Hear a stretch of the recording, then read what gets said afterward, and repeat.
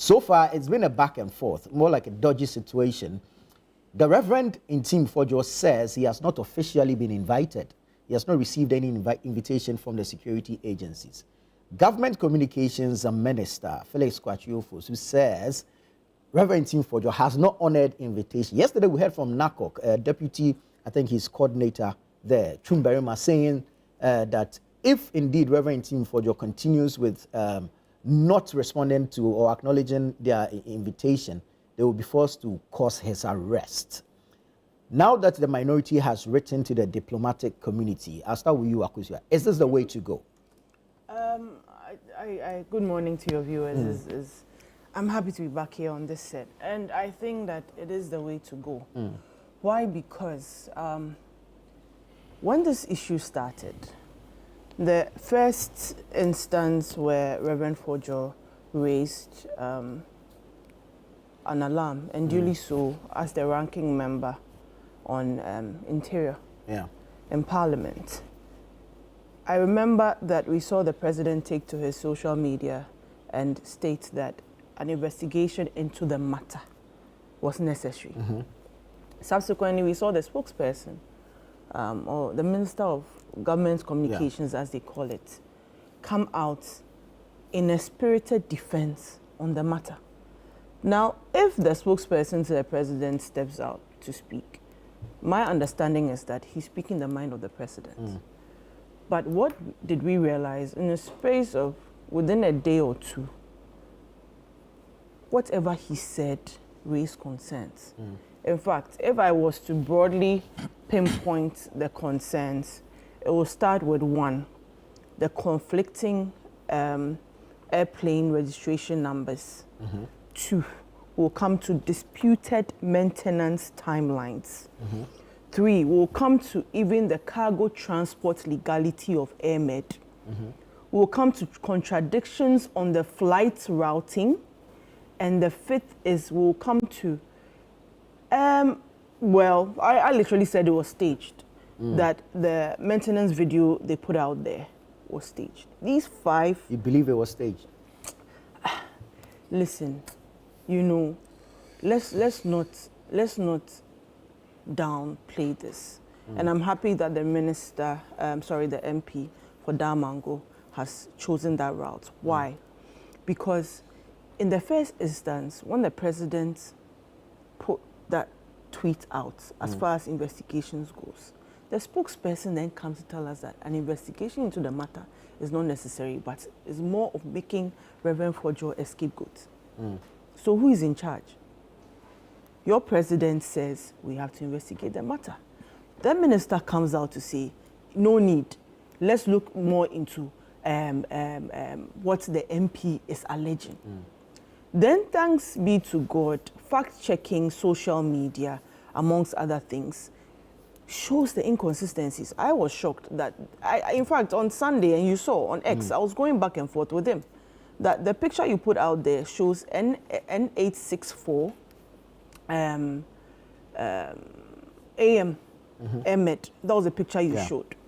Now, people investigated that, interestingly. Now, with Grok and AI and all of that, says even that picture is suspicious as far as even whether it was actually in Kotoka. Now, you allege that the 864 came from Luanda. It turns out that was false. Now, questions are, why are you defending in the way you are defending?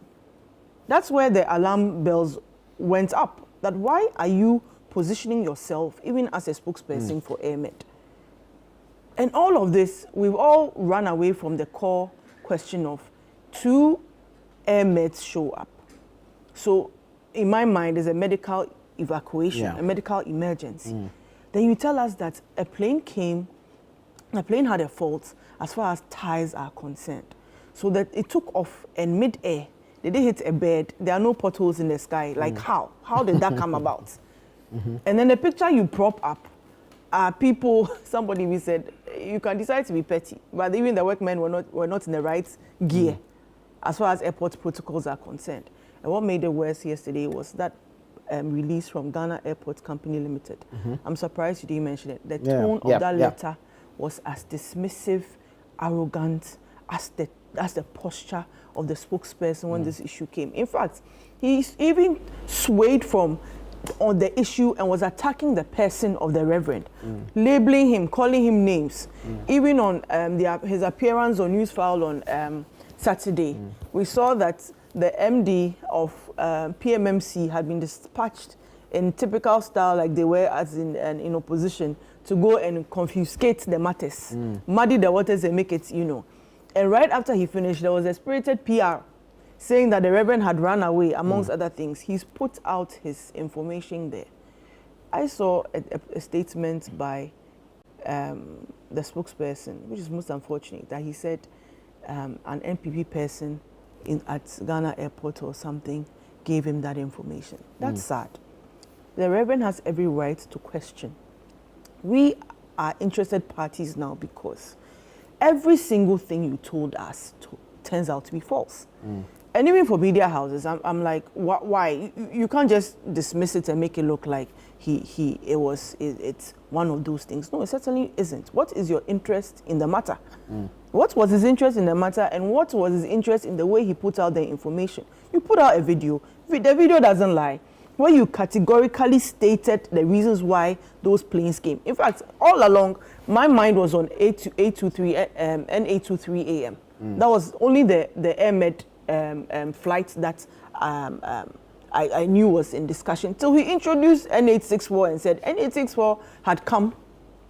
N864 actually now said it brought spare parts. Then to make it worse, on the Sunday, as we were doing the back and forth with him, I was on X doing the back and forth with him. Then I see 2 media houses release a footage of government releases video of maintenance of the aircraft. This time we see a cargo plane where look, even Kumawood can't even have done this production. Is it standard procedure to record the maintenance? No, it certainly is a standard procedure. That's why the videos did not look like CCTV footage. Look, so for instance, if you want to prove that they were